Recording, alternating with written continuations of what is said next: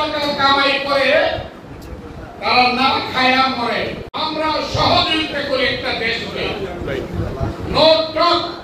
যদিও দুর্ভাগ্যজনক ভাবে বাংলাদেশে প্রেক্ষাপটটা হয়েছে যতটুকু আইনের শাসন থাকার কথা ছিল ততটুকু বাংলাদেশে নাই। আজকে নাই তা না, প্রথম থেকেই নাই। আমি কোন সরকারকে এককভাবে বুঝবো না। যতটুকু আইনের শাসন বিচার বিভাগের স্বাধীনতা থাকার কথা ছিল সেইটা নাই। আমি খুব ক্লিয়ারলি কথাটা বলতেছি, মানুষের যদি অধিকার না থাকে, মানির যদি আইনের পিঞ্জিরে বন্দী থাকে যে সমাজে, সেই সমাজকে সভ্য সমাজ বলা যায় না। আমাদের সমাজ এখনো চিন্তার স্বাধীনতায় মুক্ত সমাজ নয়। আমি বিশ্বাস করি আইনজীবী ফোরাম আমরা যারা করি আমরা এই ব্যাপারটা লক্ষ্য রাখবো। ওকালতি করে শুধু অর্থ কামানো, এই যে চিন্তা এবং চেতনা, এটা কিন্তু আমাদেরকে ছোট করে দিবে। অর্থ কামানো ওকালতির এক নম্বর এজেন্ডা না। ওকালতির এক নম্বর এজেন্ডা হলো একটা দেশে একটা সমাজে আইনের শাসন প্রতিষ্ঠা করার পথে রাষ্ট্রকে সাহায্য করা। আমি আপনাদের কাছ থেকে এই জিনিসটা আশা করব, কেন জানেন? আল্লাহর রহমত, মানুষের দোয়া, ইলেকশন যখন হোক আপনারা যে দলটা করেন সেই দলটা আল্লাহর রহমতে ক্ষমতায় যাবে।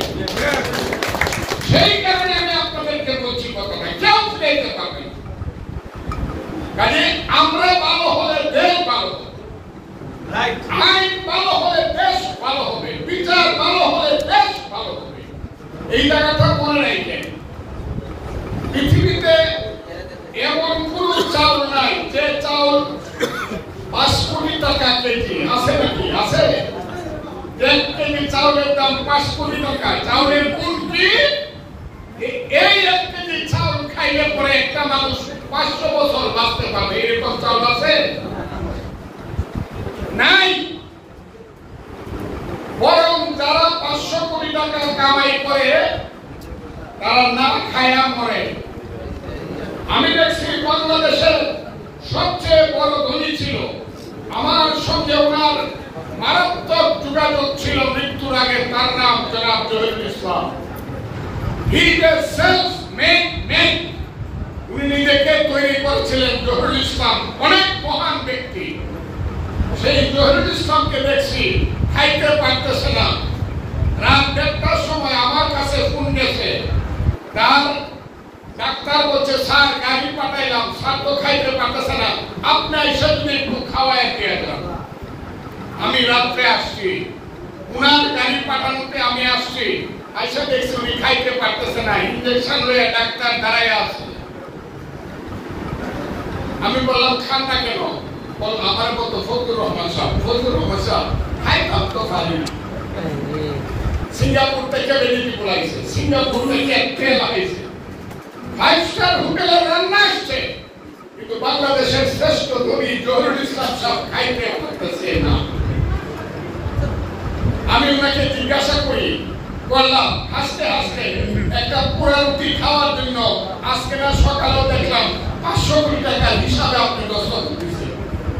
তখন আপনার যে প্রজেক্ট, সেই প্রজেক্টটা ওনার হচ্ছে। হাসতে হাসতে বললো ওইটা হলো আমার ব্যবসা আর এইটা হলো আমার কপাল। কত বহিন্দি দেহুন্দিপুর 100 বছর বাঁচে। আল্লাহর কাছে আমি আর 10টা বছর দেয়, 64 বছর বয়স। আল্লাহ যদি আমাকে আর 10টা বছর দিত, তাই আমি বাণিজ্যপুরে একটা ইউনিভার্সিটি করতাম। যে ইউনিভার্সিটি লিগে যাচ্ছিলাম আমি ফজলুর রহমান, বিনা বেতনে, কিন্তু 1 পয়সা নেই। আমি আপনাদের কথাটা বলতেছি, আমরা অর্থলোভী হয়ে গেছি, সমাজ খুব লোভী সমাজ হয়ে গেছে। এর চেয়ে একজন গরিবের ছেলে আজ থেকে 100 বছর আগে, কথাটা খুব বোঝার চেষ্টা করে, 100 বছর আগে গরু রাখতো যে ছেলেটা, ওই ছেলেটা আমাদের চেয়ে ভালো। সেই ছেলেটার নাম জানেন? সেই ছেলেটা গরু রাখতো।